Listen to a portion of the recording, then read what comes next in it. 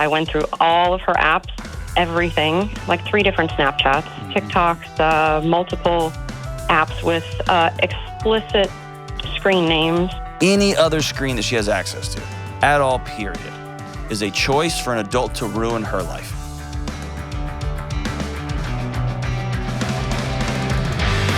You better believe it. It's the Dr. John Delony Show. I'm so glad that you're with us.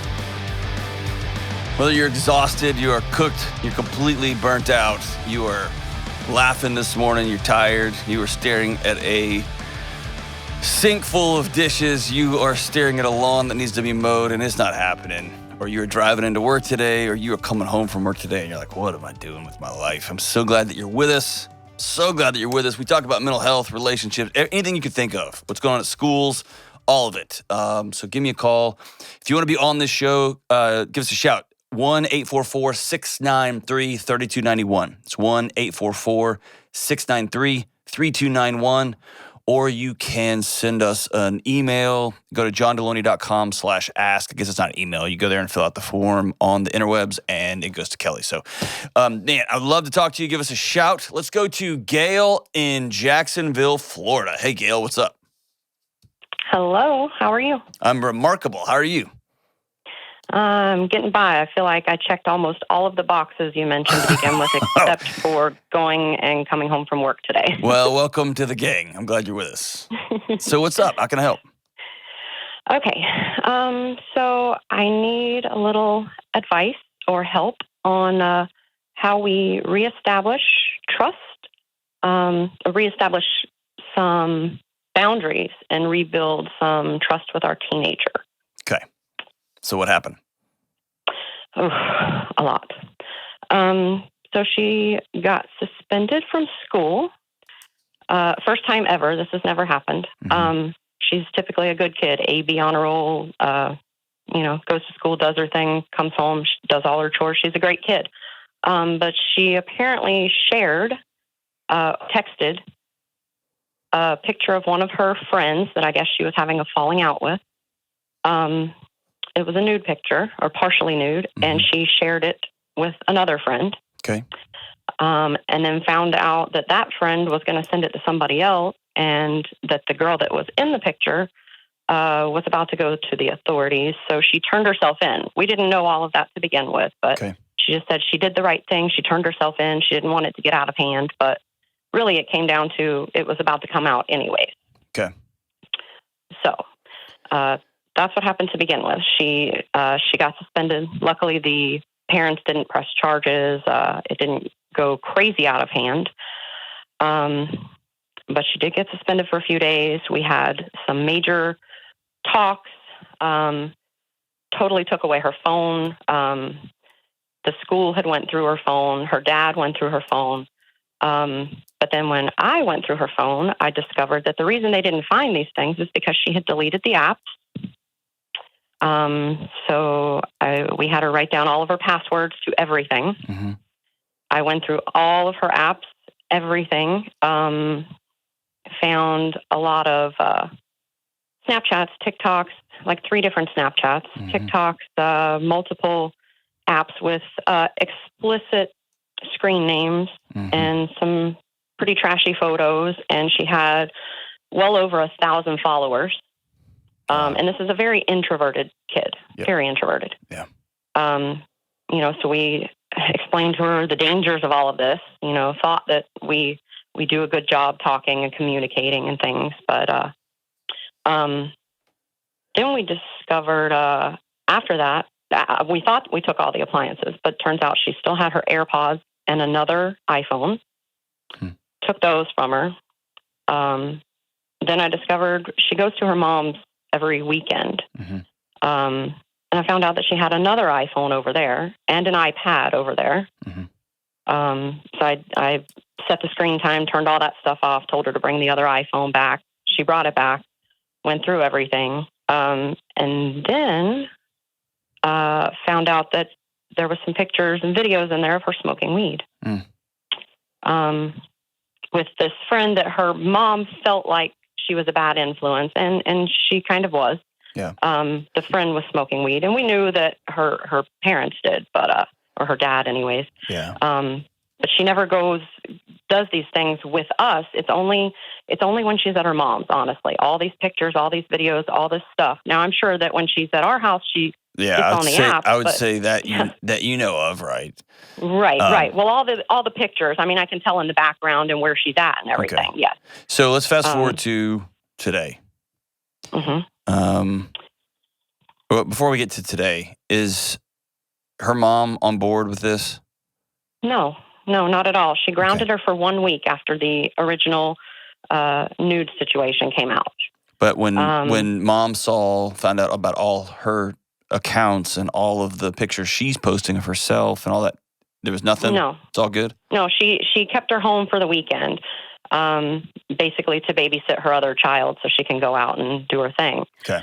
And then told her the next week she could go hang out with her friends. Now, whenever he confronted, showed her mom the pictures of the girl that she thought was a bad influence, he's like, listen, yeah, this is why you're right. She is a bad influence. We've known this for a while, but yet you still keep letting her go over there. You still keep letting her do things with this kid. And look, these are the videos to show you of what she's doing with this kid. And she got very defensive about it. She thought he was attacking her parenting, and he is. And I'm attacking everyone's parenting. All right, so here's let me give you some context, and then I don't think the legal part of this is over. I think there was probably a lot of pressure to not make this a big deal, and if you don't say anything, this can kind of go away. This is the kind of thing that will resurface. And while your daughter is really lucky they didn't press charges, I kind of wish they had of. Right. Because that's the only way. This is such a big deal. It's such a big deal. For 1,000 different reasons. So imagine this. Imagine y'all had like a neighborhood. And in your neighborhood, there was the occasional burglary. There was the occasional, somebody got in a fight. And so let's say you had a loaded gun in your house, just in case. Mm-hmm. I have that, okay, just in case. Right. And then you thought, what's a good idea? Let's give it to our 15-year-old. She should carry it. We'll just tell her about it. We'll just tell her, hey, make good choices. But just in case. Would anybody do that? No. And I've heard you explain this in another one of your shows, giving a kid a chainsaw.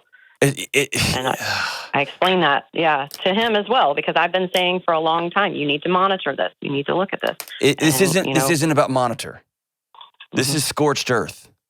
Any other screen that is given to this child, any other screen that she has access to, at all, period, is a choice for an adult to ruin her life.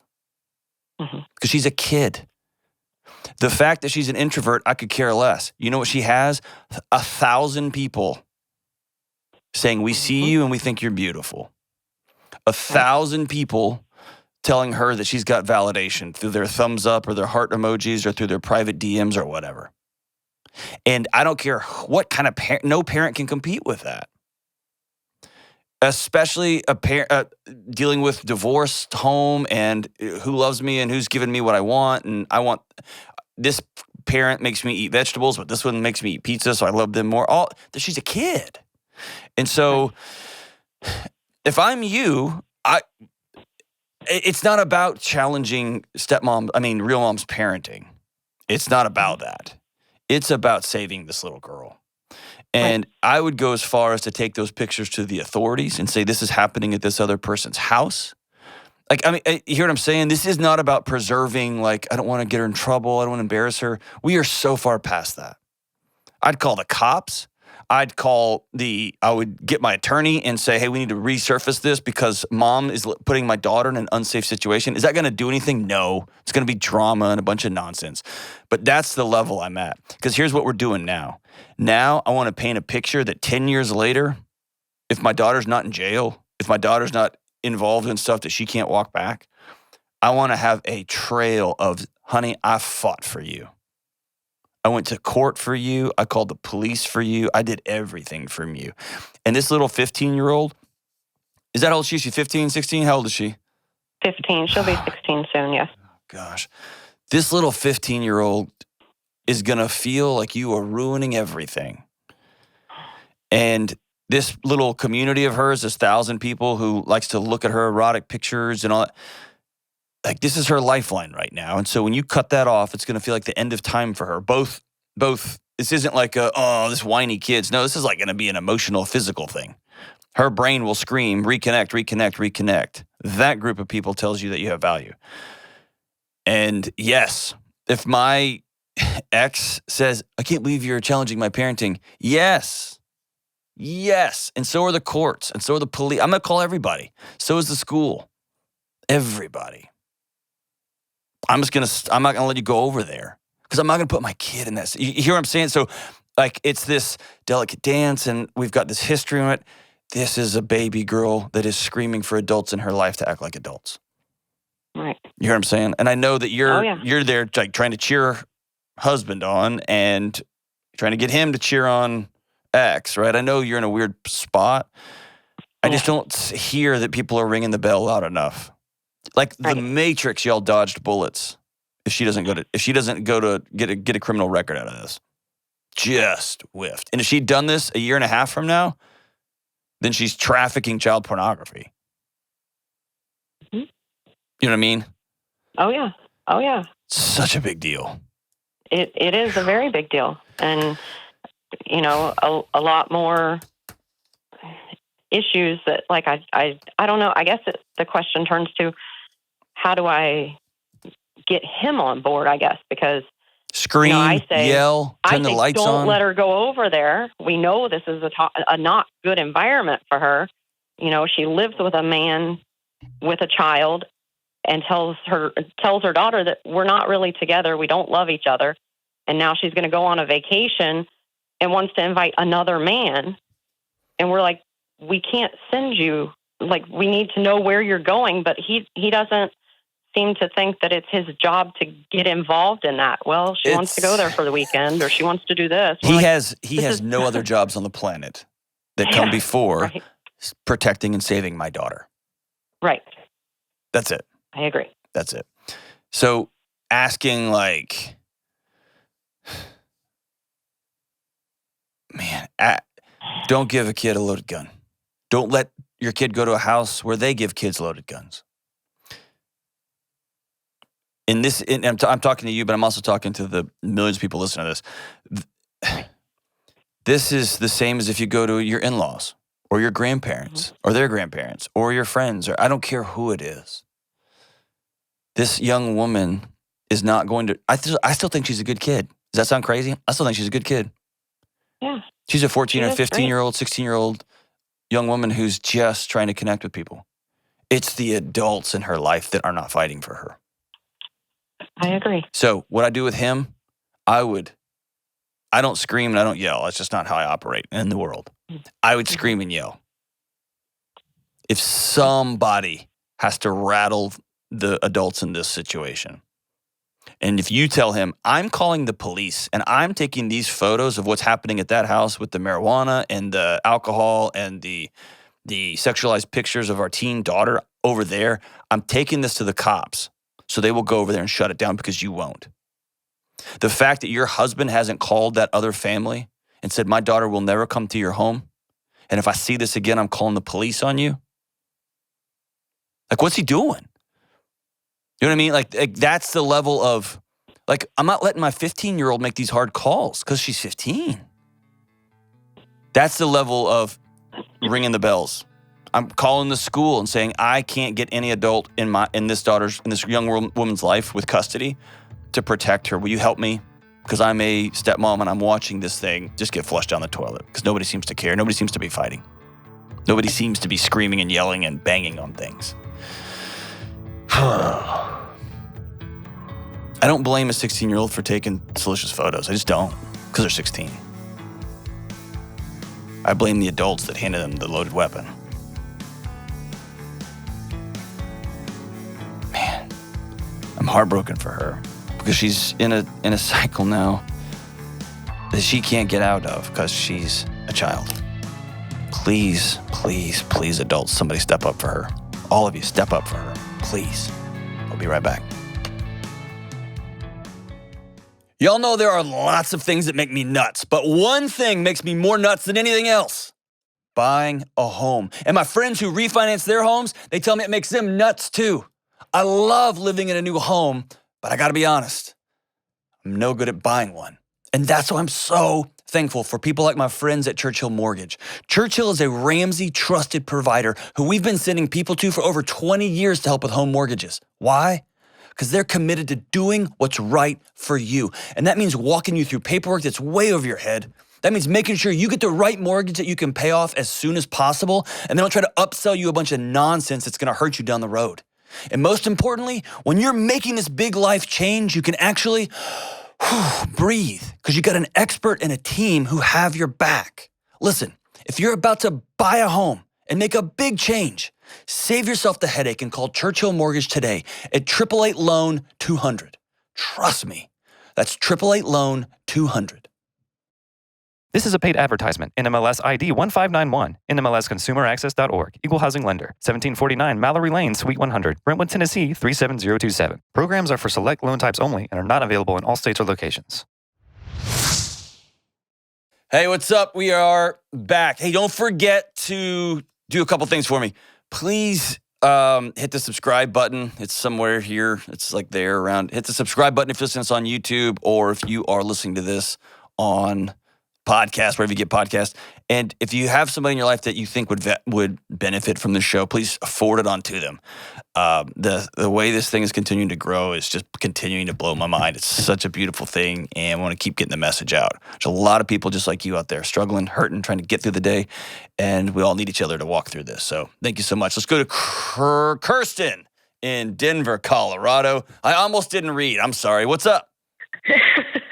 It's okay. I get it a lot. Not much. How are you, Dr. John? Partying.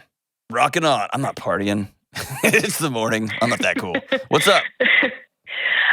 So my question for you is, how do I stop worst case scenario thinking and be present in the moment without discounting hard things that happen? So that usually means a thing happened. What was it? So my husband and I have been married for about 2.5 years. Okay. And how old are you? I'm 29. Okay.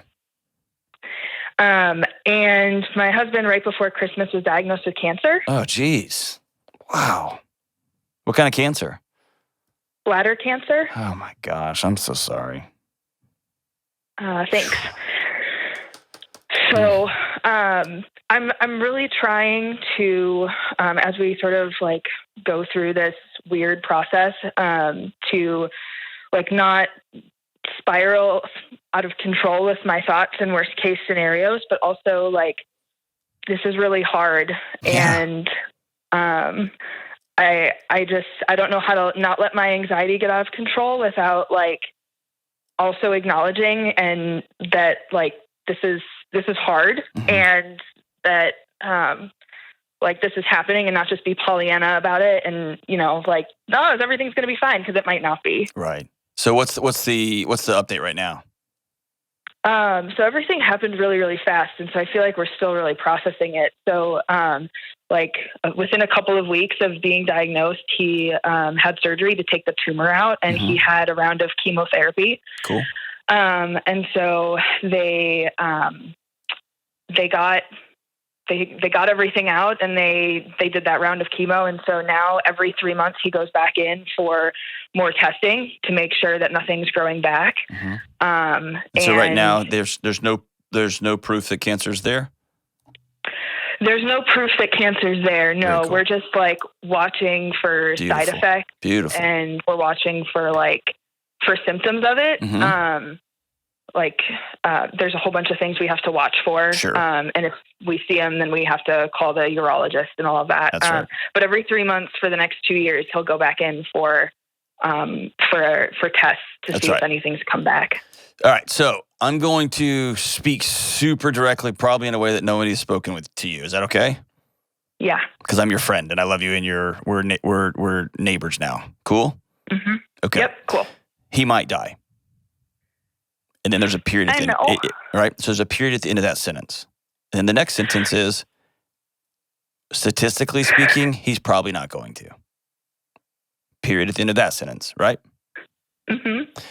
And every 3 months, your body is going to gear up to protect you because you love him with everything. Yeah. And that's okay. If you weren't nervous for these 3-month appointments, I would tell you to go see somebody right away. That just means that you love him and that you want him to be okay. And that when he's okay, you're okay. And if he's not okay, you're not okay. That's what that means. Yeah. It's just your body trying to love you. Okay? So it's going to sound crazy. Let it. Right? So let it. Okay. You got to peek behind the curtain that most of us don't ever get to peek behind, which is this. We have this illusion that we all get 93 years with each other. Yeah. And then somebody came into your house banging a cowbell and you got to see behind the curtain. You're like, oh, this could go away at any second, right? Yep. So your body's just trying to take care of you because it loves you. So here's the moving forward part, okay? Mm-hmm. Has anyone, let me pause here for a second. I know that's heavy. Has anyone said out loud he might die? Not out loud, no. Okay, so let's put it out there. One of the things that's really important for our bodies is to put this stuff out there. Otherwise, it starts solving for these problems and it moves the finish line on itself over and over and over again. What I mean by that is you have this overwhelming sense of doom, and then you go to WebMD, and it's it's telling you everyone's dying, right? Oh, and, yes, everyone's dying. And then you have the shadow that's just laying over you. And so we go to the internet, we go to Facebook, we go to Pinterest or whatever, trying to solve this thing. The solution comes from saying out loud, my husband's got cancer, and this may end bad. It's probably not going to, because thank goodness it's in such a sensitive place that we were able to catch it early. And so far, everybody's on the up and up, and they are unable to detect anything. And we know that the absence of proof isn't the proof of absence, but right now we are celebrating like crazy because what a win. Yeah. You see what I'm saying? Yeah. I think right now, like, we have a great support system, but, like, everyone is trying to be super supportive and positive in the only way that they know how. And so nobody says things like that. Like, nobody says, like, yeah, this really sucks and he could die. Like, nobody says that. Everyone's just like, oh, he's 29, he's healthy, he's going to be fine. Right. Like, everything's going to be fine. Okay, so just listening to you in a minute and a half, just me saying that sentence out loud instantly brought tears to your eyes. And then right now I can hear it in you. Your shoulders have dropped. And then you start to get pissed. Why are you pissed? Because your husband's freaking got cancer and he's 29. It's not supposed to happen like that. Yeah. And if you don't deal with the anger, and I don't say deal with it to get rid of it, if you don't acknowledge it, pull up a chair. You're supposed to be angry. It's ridiculous. You look around at all your other knuckleheaded friends and their stupid husbands and they don't have cancer. You know what I mean? Yeah. Yeah. And bladder cancer, what an I've got a family member right now with bladder cancer. That's a humiliating cancer. Yeah, you got a lot of people digging around in the goods. You know what I mean? Yeah. I don't want that. I don't want to go to these appointments. You know what I mean? So pull up a chair. Now, here's a couple of things that I've seen walking alongside folks. Number one, you suddenly found yourself, you alone, responsible for all the other people's well-being around you. Yep. Because, oh my gosh, he's got kids. And suddenly you're trying to take care of everybody else. Not just him, but like Aunt Martha and his mom and your friends. Oh, and now it's their thing. And now they're posting on their Instagram walls, pray for Dan because Dan's good. And you're just like, what do you, you know what I mean? Yeah. Number two, you don't have permission to laugh. You don't have permission to crack up, to be silly. To when he screws up the dishes, even though he's wheeling a bag behind him, to go, will you do the dishes right? You know what I mean? Mm-hmm. You haven't been touched other than desperation hugs. You have a right to have your full range of hurt and your full range of joy. And every time you laugh and you start to feel guilty because, oh yeah, he had cancer, just that's when you stop that thought train. Just stop it and go, nope, I get to laugh. You know what else I get? That dude, when he gets up and takes the cold peas off the off the unit, he's gonna vacuum because he can do it. You know what I mean? Yeah. So don't fall into the guilt trap of his needs are more important than your needs. Both of your needs matter here because here's why. He needs you to be strong, and you can only be strong if your needs are met too. Okay? Yeah. So decide what the next 2 weeks are let's do this in bite-sized chunks. Let's get to the next 3 months, and let's get to the next 3 months, and let's get to the next 3 months. Mm-hmm. All right? And as best we can, you may have heard me say this. I don't know if I've ever said it on this show. I've said it before, but so I used to catastrophize financial stuff all the time. Wildly so. And I'm just smart enough to get myself into a hole that I can't get myself out of. And I would write these things out, and I'd find another article, and there's always somebody confirming what I thought. And so I would meet with CFOs. I would meet with all kinds of folks. I had access to some fancy pants money people, and none of them would, if they said things are going to be okay, I would say, well, you're dumb. And so I got myself into this spiral, right? The doctors probably looked at you and smiled and said, we got it. And you were like, yeah, but what if you didn't, right? This is a oncologist. This is their profession. This is who they are and what they do. And they are trained not to give false hope.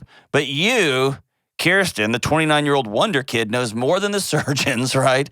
More than the doctors. You're like, yeah, but you probably, what if you missed? So here we are. I had a buddy, and he gave me this line, and it changed my life. He's one of my best friends on the planet. So he's a banker, and I sat down, and I was working through all the money stuff with him. I was like, what about this? What about this? What about this? What about this? And here's his line. He finally looked at me and said, John, I don't have a meteorite plan. I said, what do you mean? And he said, I got savings. I got rental homes. I got investments. I don't owe anybody anything. I got this. I got that. But if we get hit by a meteorite, I will deal with that then. If the US dollar just evaporates and goes away and everybody's trading digital art picture NFTs for food, I will deal with that then because we'll have way other problems, right? So I tell you, you can't have a meteorite plan. So what is I'm a planner.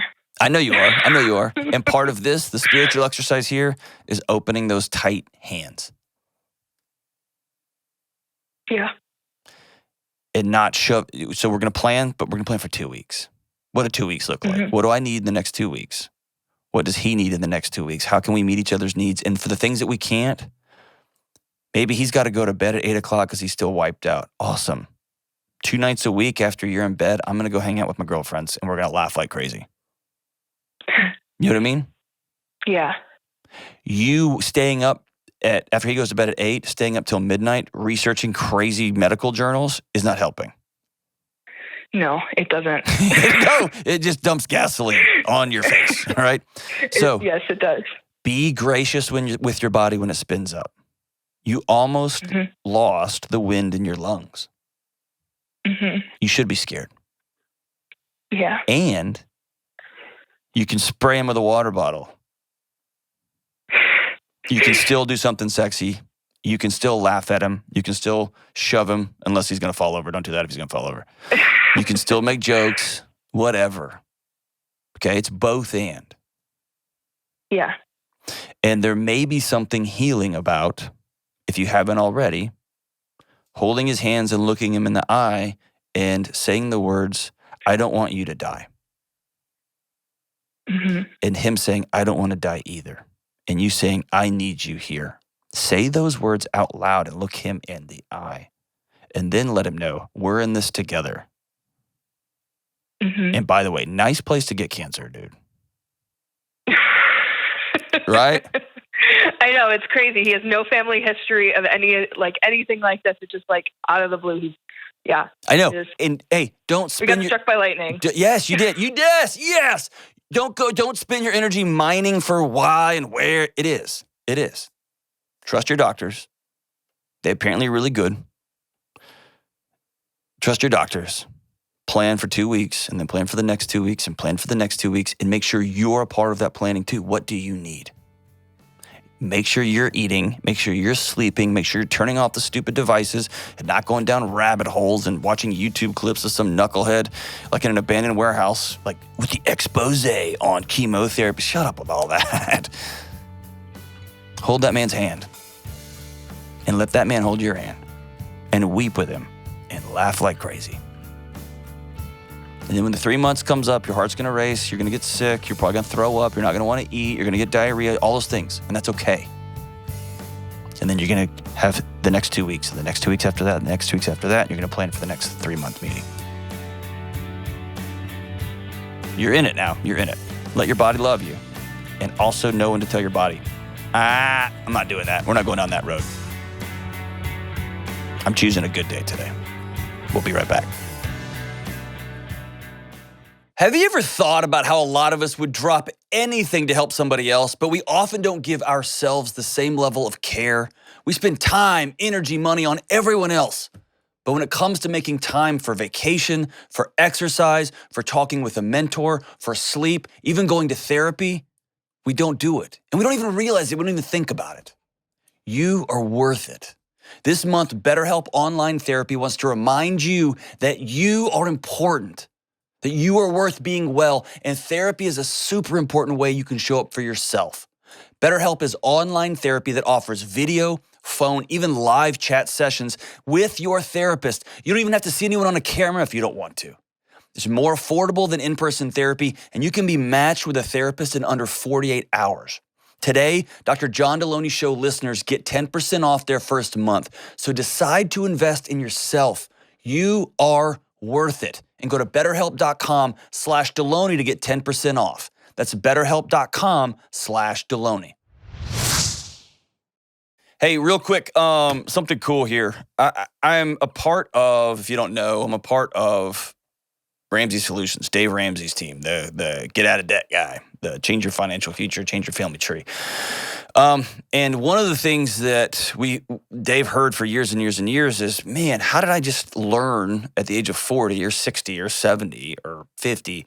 How did I just now learn these principles about how to get out of debt? They should teach this stuff in schools. And Dave was like, well, that sounds like a great idea. So they created a middle school and high school curriculum. I didn't know this before I started hanging out here. 1 out of 2 high schools in the country, 45% of the high schools in the country teach this thing. More than 5 million students have gone through the financial literacy course. So it's Dave and the education team here created a plug and play course to hand to schools and say, here you go. This is how to teach young people how to handle money, what taxes are, what economics is, what stuff that we didn't learn in school. And so then I think, man, what an amazing thing. And then I think about the teachers. And you all know I've got a heart for teachers. I've been a teacher. My wife's a teacher. My friends are all teachers and professors. And they are getting crushed. James gave me this article here. A survey of U.S. public sector workers released in October found that K-12 public school educators were most likely to report higher levels of anxiety, stress, and burnout. They're fried, cooked. And this is every teacher I have not spoke to a teacher that says, yeah, dude, I'm YOLO. I'm living my best life. 4 in 10 reported that work during the pandemic has made them consider changing jobs. They're absolutely fried. So this is where we intersect here. I've got a deep heart for teachers and what they're going through. I have a deep heart for their students. And I also work at a place that has a deep heart for students and teachers. So there's this awesome thing that we're doing here. Teachers who have taught the Foundation's personal finance curriculum, changed millions and millions of kids' lives. April is Financial Literacy Month. And so we're celebrating all the teachers in the country with a teacher appreciation giveaway sponsored by the Borrowed Future documentary that we put out. Teachers can enter today to win cash. We're not playing. We're not going to give you a hug or an apple or like special eraser set. We're going to give you cash. A couple of teachers will win $5,000 cash just to do whatever you want with. Whatever you want. And then other teachers are going to win up to $1,000 cash and more. So teachers, Don't miss out on this. And if you have teachers in your life that you love, sign them up. This is just cash. This is just us giving away cash because we love you. We love you. We love you. Go to RamseySolutions.com/teacher for a chance to win. That's RamseySolutions.com/teacher for a chance to win. All right, let's take one more call. Let's go to Aaron in San Diego, California. What's up, Aaron? How we doing? Good, Dr. John. Thank you for taking my call. You got it, brother. What's up? So I'm just calling because I'm wondering, how do I navigate interacting with my manipulative and unfaithful ex-girlfriend who just told me she's pregnant with my child? Whoa. Didn't see that one coming. So give me a second here. That's a lot, man. Is it your kid? We're going to get a prenatal DNA test soon. Good. Today. But yeah, it's scheduled. Okay. When? But it's next Tuesday. Excellent. Okay. Very cool. Yeah. What do you think? You think this is you? I'm pretty sure the dates and everything line up. Okay. But I'd say I'm about 85% sure it's mine. Okay. Cool. So let's get the if you're not out of the way. If you're not, after this interaction, block her, delete her, walk away. You know that, right? Yes, sir. Okay. If this turns out to be your child, then everything changes. First and most importantly, this does not mean you have to re-engage into a romantic relationship with her, right? You know that? Mm-hmm. Yes. Okay. But you are forever linked in a relationship with her. Mm-hmm. So when you say, I don't want to think that we're going to move forward here without that connection, okay? You're in a relationship with her now because y'all made a human together. Yeah. When you say evil, manipulative, cheating, and all those things, like, tell me more about that. That sounds like spurned lover talk. So we were in a relationship for 2 years, and the first year was really good. It was going exactly how a good relationship should go. I was I was putting way too much weight on the relationship. It was kind of my whole identity was centered around the relationship. And she started seeing that I was really relying on her, and she would ignore me. Towards the end of the relationship, she would ignore me for like 3 days without talking to me, and then come back and act like nothing happened, like we were great. And I would kind of have breakdowns about that, and she would know. And I think she just assumed that I would always be there for her, and she could just live her own life separate from me. And she had me under her thumb, so she was going to do what she wanted. But then I found out that she was unfaithful, cheated on me with a girl and a guy. And the girl was a one-time thing, but the guy, she was in a relationship with him for about 3 months while she was with me. Let's back out. So, okay. You ever heard me talk about fundamental attribution error? No. Okay. It's a nerdy psychological term.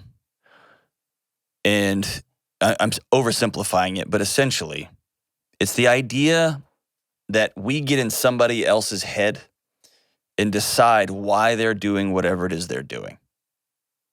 Mm-hmm. We judge their motives, we judge their thoughts, we judge what they did and why they did it. And then we react based on our interpretation of that judgment. Mm-hmm. So you just laid out these things that your ex-girlfriend did to you and why she did them. So I'm just going to play devil's advocate and give you an alternative narrative, okay? Okay. My narrative could be way off, but I'm trying to hit the pendulum the other way for a reason, okay? Okay. Could have been that you were dating this young woman, Things were great.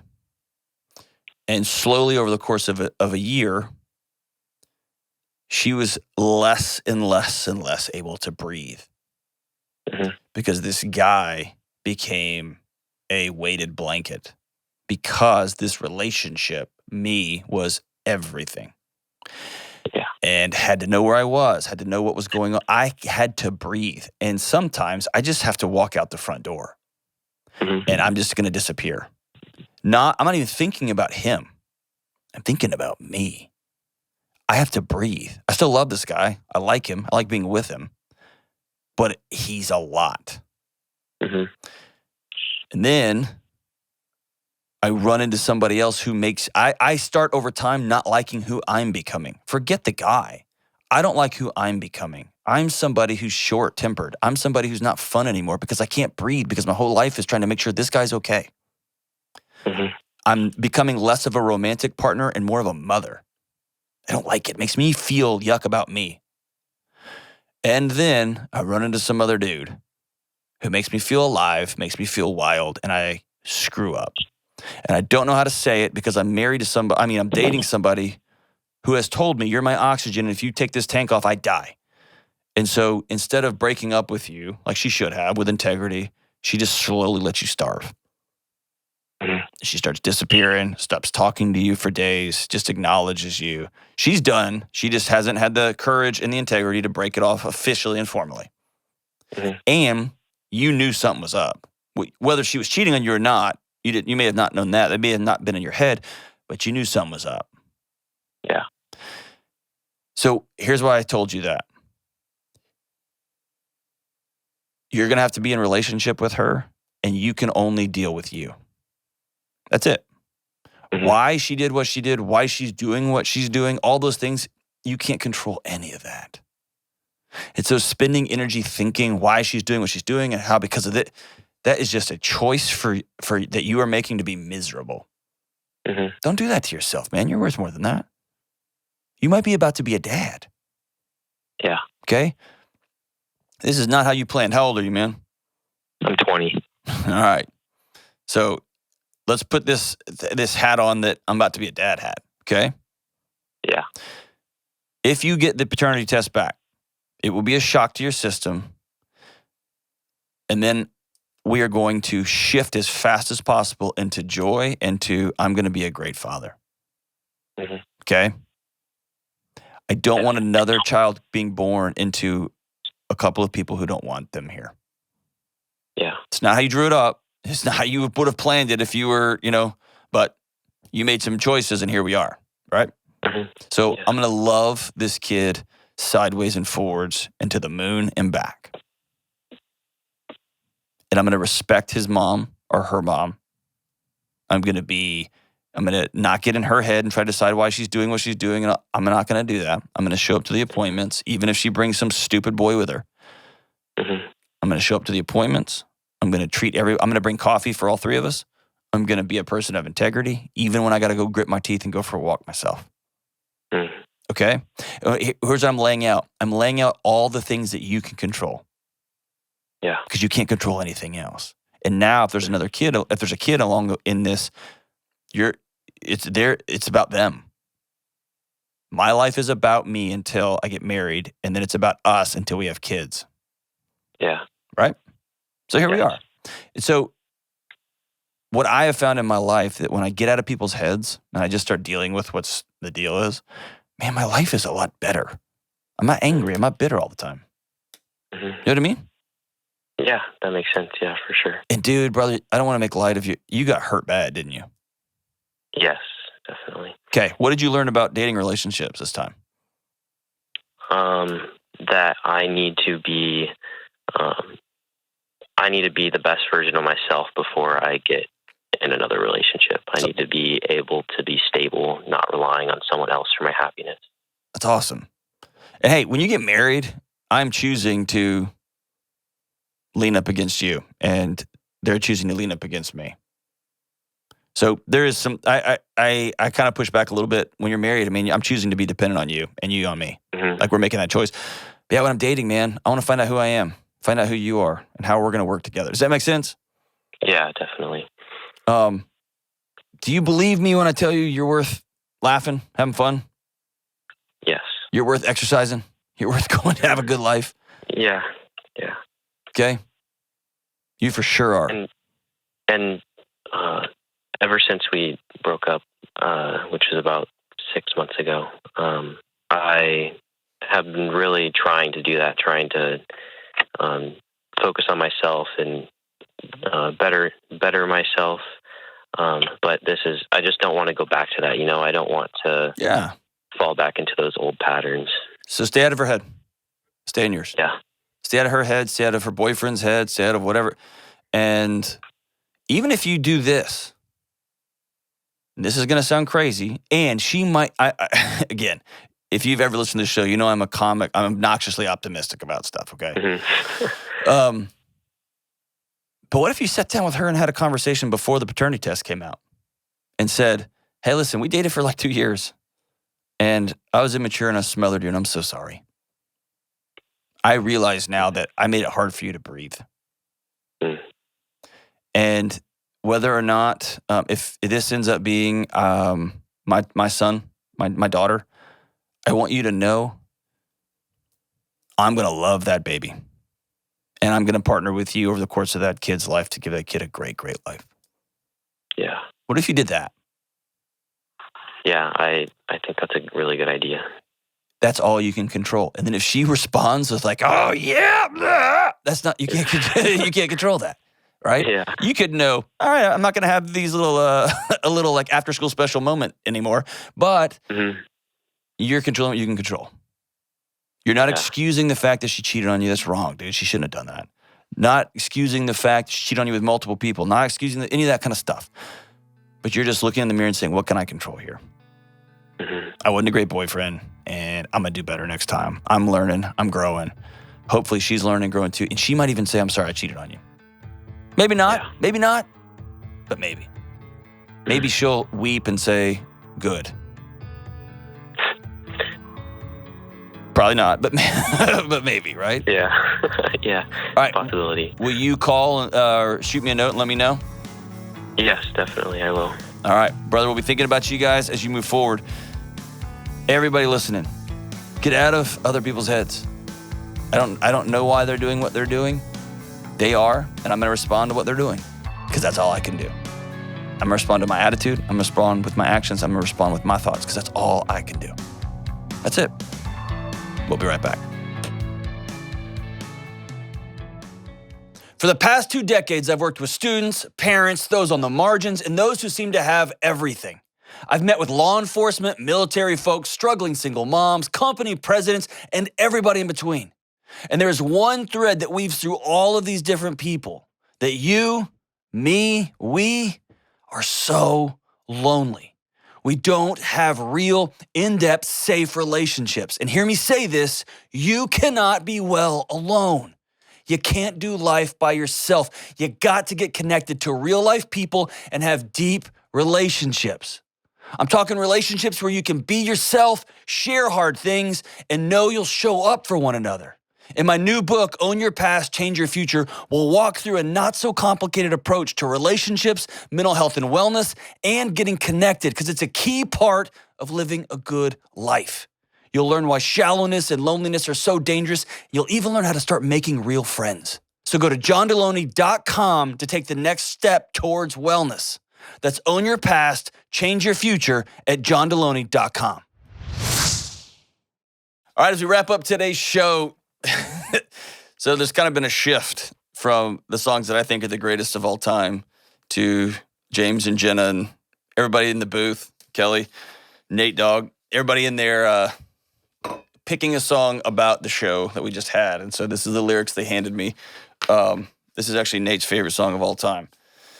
From the one and only, I don't know if we could talk, from MJ, can we say that?